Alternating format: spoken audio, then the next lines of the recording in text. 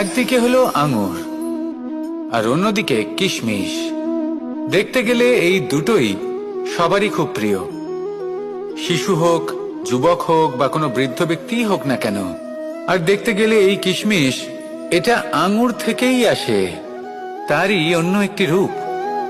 কিন্তু কখনো হাটে যান আর গিয়ে জিজ্ঞেস করুন যে এই কিশমিশ আর আঙুর এই দুইয়ের মধ্যে অধিক মূল্য কার।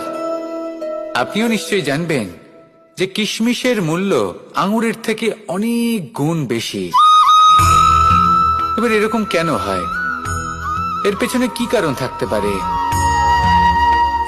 একদিকে হলো সেই আঙুর যা টাটকা অবস্থায় গাছ থেকে পেড়ে খাওয়া যায়, আর অন্যদিকে হলো কিশমিশ যাকে মাসের পর মাস রোদে ফেলে রাখা হয়।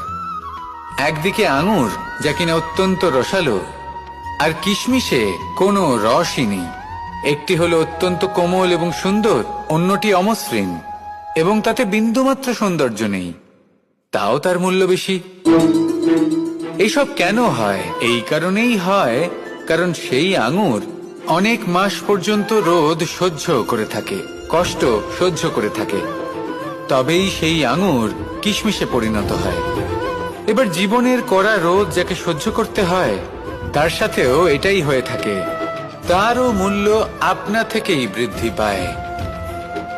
আপনার জীবনে আপনার গুণ, আপনার প্রতিভা, তা অত্যন্ত গুরুত্বপূর্ণ। কিন্তু যখন আপনি অভিজ্ঞতা লাভ করেন, তখনই সেই অভিজ্ঞতা আপনার গুণ এবং প্রতিভাকে আরো অনেক বেশি শ্রেষ্ঠ করে তোলে। তাই জীবনের কঠোর রোদের মধ্যেও দাঁড়িয়ে থাকাটা শিখে নিন, সাহসের সাথে কঠিন পরিস্থিতির সম্মুখীন হওয়াটা শিখে নিন। ঠিক এইভাবেই অভিজ্ঞতা লাভ করতে হয়, আর এই অভিজ্ঞতা আপনার মূল্য বৃদ্ধি করতেই থাকবে, করতেই থাকবে।